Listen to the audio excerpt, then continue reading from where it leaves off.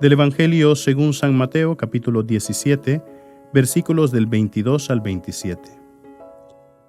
En aquel tiempo se hallaba Jesús con sus discípulos en Galilea y les dijo: El Hijo del Hombre va a ser entregado en manos de los hombres. Lo van a matar, pero al tercer día va a resucitar. Al oír esto, los discípulos se llenaron de tristeza. Cuando llegaron a Cafarnaúm, se acercaron a Pedro los recaudadores del impuesto para el templo y le dijeron: ¿Acaso tu maestro no paga el impuesto? Él les respondió: Sí lo paga.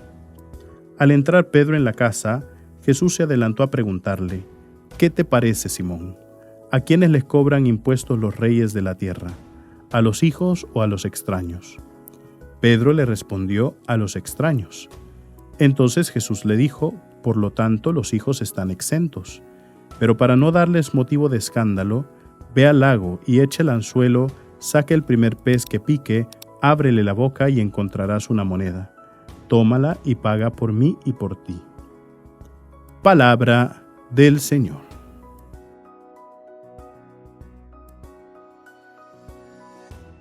Queridos hermanos, hemos terminado ya las fiestas en honor a nuestro querido patrono, el Divino Salvador del mundo.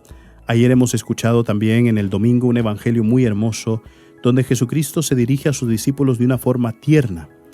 Y hemos comenzado pues también a escuchar ya varias veces aquel pregón donde Jesucristo anuncia que va a morir, ¿verdad? Y la forma en cómo va a morir.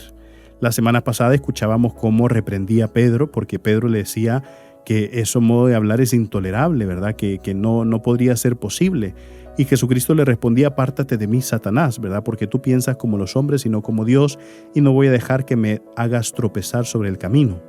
El día de hoy, pues hemos escuchado una vez más aquel anuncio de la pasión de nuestro Señor Jesucristo, y hoy no hemos visto que nadie responda, sino que simple y sencillamente hemos visto cómo los discípulos entran en la tristeza, ¿verdad? Porque, claro, no entienden, y eso es común, es normal que en ese momento los discípulos no entendieran. Nosotros lo entendemos porque ya lo vemos en una perspectiva distinta. Nosotros ya se nos ha anunciado el Evangelio, ya sabemos que Jesucristo resucitó, pero en ese momento los discípulos no lo sabían. Por eso es normal que ellos entren en la tristeza.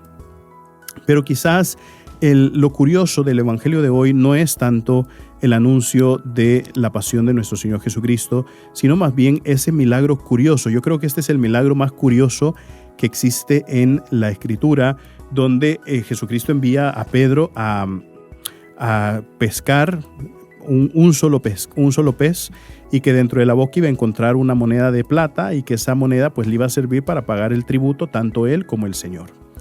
Y es curioso porque Jesucristo, nosotros sabemos que es el Hijo de Dios Padre y que va por encima del templo, va por encima de todo.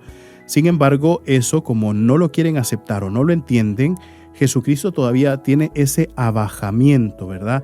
Ese abajamiento que en el fondo le hace querer renunciar un poco a esa condición de ser hijo para no crear escándalo. A veces el no crear escándalo no es simple y sencillamente que yo estoy en lo correcto y que la otra persona pues a la fuerza me tiene que entender. No se trata de eso, sino que se trata de no querer empeorar o crear más grande la brecha que existe entre la persona y el entrar en la conversión.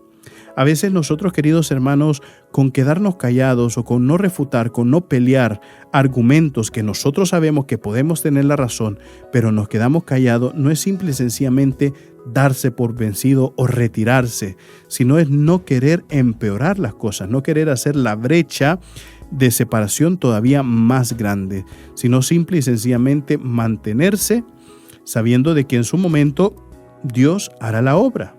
Y por eso Jesucristo como que un poquito renuncia su condición de hijo para no crear escándalo, para no hacer más grande aquella brecha de rechazo que ya estaba recibiendo, y que en su momento pues Dios se encargará, ¿no? Dios se encargará de hacernos entender cuál es el camino correcto y que tiene trazado para cada uno de nosotros. Recuerden, mis queridísimos hermanos, nosotros somos lo máximo para Cristo. Así sea.